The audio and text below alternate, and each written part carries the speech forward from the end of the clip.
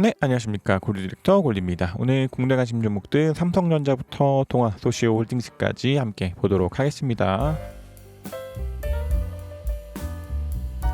먼저 삼성전자입니다. 삼성전자 RSI가 과매수에서 꺾여 들어오면서 한 번에 대한 비중 정리 필요한 종목 되지 않았나 생각됩니다. 얘도 일단은 좀 기대해 보기로는 밀리더라도 기준선 같은 것들의 지지를 받으면서 좀 더 주가가 상승해 주기를 좀 기대해 보되, 이렇게 RSI 깨지는 자리에서는 한 번에 대한 비중 정리 필요해 보이지 않나 생각됩니다. 다음 SK하이닉스입니다. SK하이닉스도 뭐 큰 특이사항 없어 보입니다. 얘도 양봉이 나오면서 RSI가 과매수로 한 번 더 들어간다면 추가 매수 접근 가능하지 않을까 싶되, 이대로 밀리면서 뭐 전원선 깨고 기준선 깬다면 한 번씩 비중 정리 자리 나올 수 있습니다. 그러나 아직까지는 특이사항 없기 때문에 좀 더 보유 접근 가능하지 않을까 생각됩니다. 삼성바이오로직스입니다. 삼성바이오로직스 좀 갭상승 시작하고 좀 밀렸으나 뭐 아직까지는 좀 기준선 깨면서 추가 매수보다는 현재 미중을 보유하는 접근이 가능하지 않을까 생각됩니다. 얘도 좀 요런 때들 매수하고 기준선 깨질 때 한번 비중 정리한 뒤로 큰 특이사항 없어 보이되, 지금은 종가상으로 기준선을 깬 만큼 한 번 더 정리가 필요한 종목이지 않나 생각됩니다. 그래서 얘도 좀 양봉이 나오면서 기준선 위로 올라간다면 추가 매수지만, 지금같이 기준선 깨고 있는 위치에서는 매수보다는 뭐 일부 비중 정리 혹은 현재 비중 유지가 좋지 않나 생각됩니다. 다음 기아입니다. 기아도 좀 밀리면서 한 번에 대한 비중 정리가 필요한 종목이 되지 않았나 생각됩니다. 얘도 지금은 기준선 깨면서 한 30에서 50% 정도 비중 정리가 필요한 종목이지 않나 싶되, 더 밀리면서 구름 깬다면 얘도 완전 매도를 해야 되는 상황 나올 수 있습니다.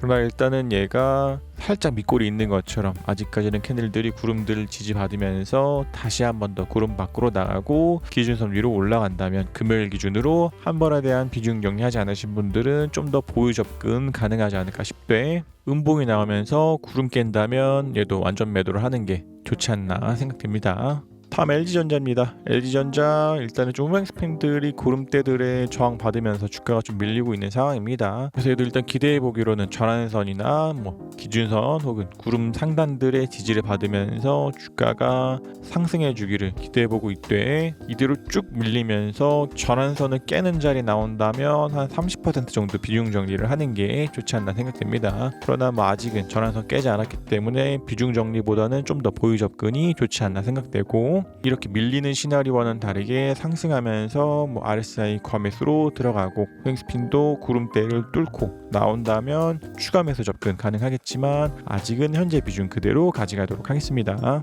다음 현대모비스입니다. 현대모비스 구름대 안으로 들어오고 지금은 좀 전환선들 지지 있는 상황입니다. 그래서 얘도 밀리면서 전환선을 깬다면 한 번 정도 비중 정리를 하는 게 좋지 않나 싶되, 그러지 않고 지지받으면서 구름 밖으로 캔들들 안착해준다면 좀 더 비중 유지하는 게 괜찮지 않나 생각됩니다. 일단 좀 1차적으로 베스트한 것은 앞서 말씀드린 것과 같이 좀 전환선들 지지받으면서 주가 반등하는 것이 가장 좋지 않을까 싶고, 그 다음들은 구름대 상단 혹은 뭐 기준선, 구름대 하단들의 지지를 받으면서 주가가 올라가는 것에 대한 기대를 해보되, 이러한 것들을 깬다면 한 번씩 비중 정리를 하는 게 좋지 않나 생각됩니다. 다음 카카오페이입니다. 카카오페이도 아직까지는 좀 관망 중인 종목입니다. 이것도 지금은 상승 나왔다가 다시 한 번 더 기준선들이 캔들들을 좀 깼기 때문에 기간적으로 조정들이 좀 더 있지 않나 싶고, 앞서 예전에 말씀드린 것과 같이 상장날의 시가보다 위로 가면 매수, 밑으로 가면 매도, 혹은 뭐 전환선보다 위로 가면 매수, 밑으로 가면 매도인 접근인 만큼 지금은 종가상으로 전환선을 이탈했기 때문에,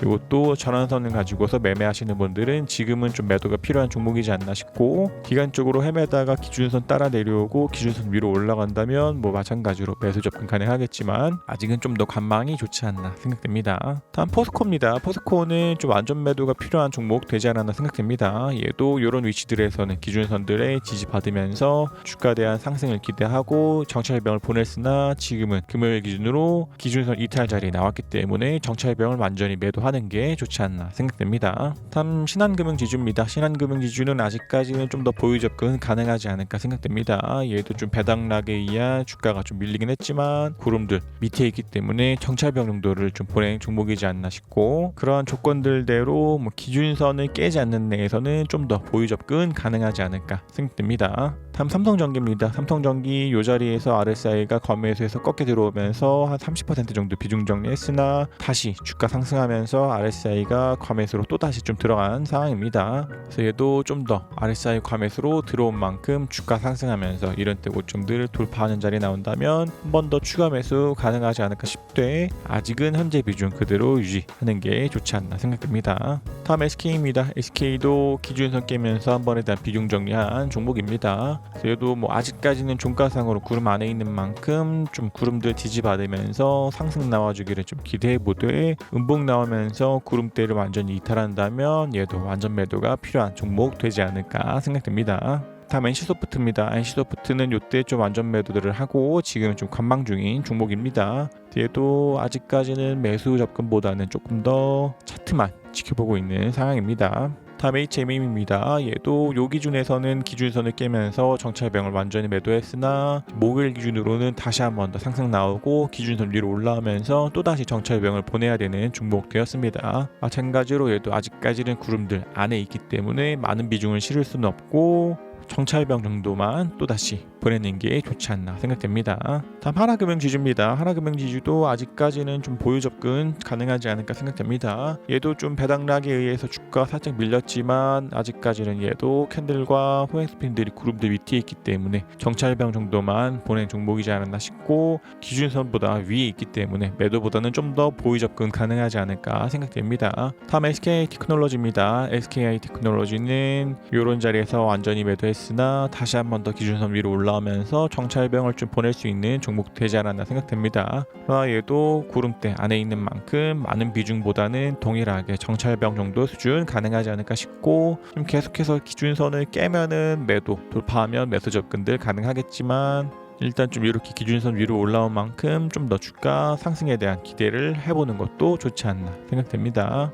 다음 삼성생명입니다. 삼성생명도 기준선 깨지 않는 내에서는 좀 정찰병 유지 중인 상황입니다. 얘도 좀 구름대 안에 있는 만큼 많은 비중보다도 정찰병 정도만 보낸 종목이지 않았나 싶고, 그에 대해서 기준선 깨지 않았기 때문에 얘도 아직까지는 매도보다는 좀 더 보유 접근 가능하지 않을까 생각됩니다.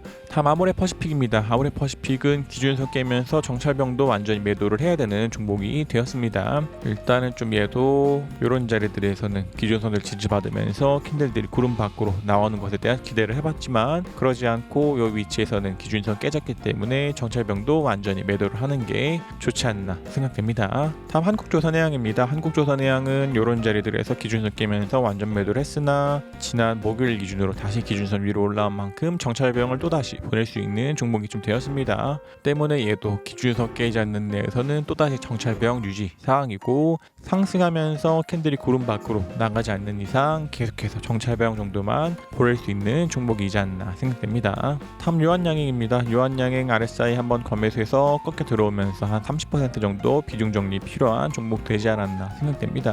그래도 일단 기대해 보기로는 밀리더라도 기준선들 지지받으면서 좀 더 주가 상승 추세 유지해 주기를 기대해 보되, 동일하게 이렇게 RSI 한번 깨지는 자리 한번 비중 정리, 더 밀리면서 기준선 깬다면 50% 정도 비중 정리를 해야 되는 상황 나올 수 있지만 아직은 한 30% 정도 비중 정리 이후에 좀 더 가져가는 접근 가능하지 않을까 생각됩니다. 다음 한진칼입니다. 한진칼도 큰 특이사항 없어 보입니다. 얘도 RSI 깨질 때, 기준선 깨질 때 한 번씩 비중 정리했으나 다시 한 번 더 상승 나오면서 기준선 위로 올라온 만큼 추가 매수 혹은 좀 더 보유 접근이 가능한 종목 되지 않았나 생각됩니다. 그러나 얘도 아직까지 호행스핀들이 구름대 안에 있는 만큼 호행스핀이 구름대 밖으로 나가면서 주가가 상승하고, 주가도 상승하면서 이런 때 고점들을 돌파한다면 그런 위치들에서 추가 매수들 가능하겠지만 아직은 현재 비중을 좀 더 유지하는 게 좋지 않나 생각됩니다. 다음 현대오토에버입니다. 현대오토에버 큰 특이사항 없어 보입니다. 그래서 얘도 아직까지는 RSI도 과매수에서 완전히 꺾여 들어오지 않았기 때문에 좀 더 보유 접근 가능하지 않나 싶되, 밀리면서 RSI가 과매수에서 꺾여 들어온다면 이 위치에서는 한 30% 정도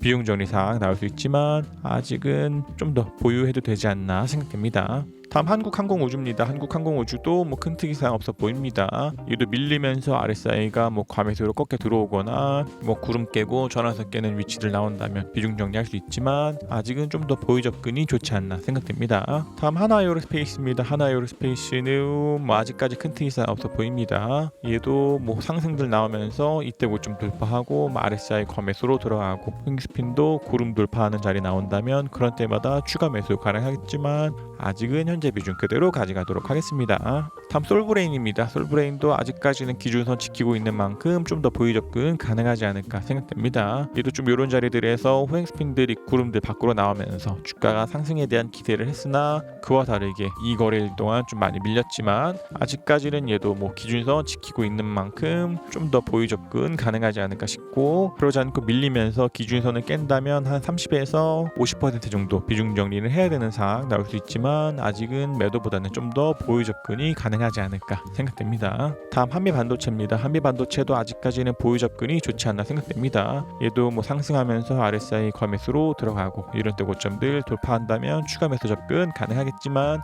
아직은 현재 비중 그대로 가져가도록 하겠습니다. 다음 TCK입니다. TCK도 뭐 아직은 큰 특이사항 없어 보입니다. 얘도 기준선 깨지 않는 내에서는 현재 비중 그대로 가져가도록 하겠습니다. 다음 명신산업입니다. 명신산업도 뭐 큰 특이사항 없어 보입니다. 얘도 아직까지는 기준선도 위에 있고 구름도 위에 있는 만큼 현재 비중 그대로 가져가도 되지 않나 싶고 더 상승하면서 얘도 RSI 뭐 과매수로 들어가고 호행스핀도 구름대 밖으로 나온다면 추가 매수 접근 가능하겠지만 아직은 현재 비중 그대로 유지가 가능하지 않을까 생각됩니다. 뭐 얘도 동일하게 밀리면서 깬다면 매도 사항 나올 수 있지만 아직은 그러지 않기 때문에 좀 더 보유하는 게 좋지 않나 생각됩니다. 다음 하루투자증권입니다. 하루투자증권 RSI 깨질 때 기준선 깨질 때 한 번씩 비중 정리했으나 지금은 다시 한 번 더 기준선 위로 올라온 만큼 추가 매수가 가능한 종목 되지 않았나 생각됩니다. 그래서 얘도 기준선 깨지 않는 내에서는 추가 매수한 비중을 가져가도 되지 않나 싶고 더 상승하면서 RSI가 과매수로 들어가거나 뭐 이럴 때 고점들 돌파한다면 그런 위치들에서 한 번씩 더 매수가 가능하겠지만 아직은 이 기준선 돌파하면서 추가 매수한 비중 그대로 가져가도록 하겠습니다.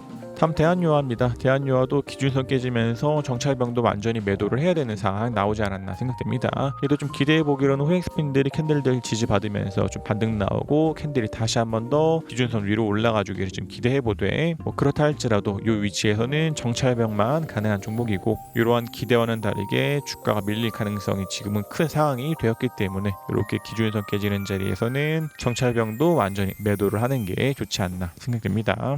포스코 ICT입니다. 포스코 ICT 큰 특이사항 없어 보입니다. 얘도 뭐 밀리면서 기준선 깨지 않는 내에서는 좀 더 정찰병 보유하는 접근 가능하지 않을까 생각됩니다. 그래서 얘도 뭐 상승 나오면서 캔들이 구름대 밖으로 나가고 호행스핀도 구름대 밖으로 나간다면 그런 때들은 추가 매수 접근 가능하겠지만 아직은 현재 비중 그대로 가져가도록 하겠습니다. 다음 동아소시홀딩스입니다. 동아소시홀딩스 좀 요런 자리들에서 호행스핀들이 구름대 밖으로 나오면서 주가에 대한 상승들을 좀 기대했지만 그러지 않고 주가가 좀 밀린 상황입니다. 그러나 뭐 아직까지는 얘도 뭐 기준선 깨지 않은 만큼 매도보다도 좀 더 보유하는 게 좋지 않나 싶고 걔도 뭐 밀리면서 깬다면 한 30에서 50% 정도 비중 정리 나올 수 있지만 아직은 매도보다는 좀 더 보유하는 게 좋지 않나 생각됩니다. 그래서 국내 가심 종목들 삼성전자부터 동아소시홀딩스까지 좀 함께 보셨고 좀 계속해서 고배당주들에 대한 고민들이 좀 많이 있습니다. 그래서 예상치보다도 배당락이 큰 종목들이 좀 있기 때문에 그렇게 배당락으로 인해서 주가가 하락한 종목들은 일반적인 케이스라면 한 3개월에서 4개월 정도 지난 뒤에 좀 회복하는 경우들이 좀 많이 있기 때문에 그러한 상승에 대한 기대를 가지고서 기간적으로 가지고 있을 것인가 아니면 한 기준선 정도 터치하는 반등 때 정리를 해야 되는가에 대한 고민이 좀 계속 있는 상황입니다. 그러나 좀 더 주가에 대한 움직임을 보고서 대응을 하는 것도 괜찮지 않나 싶고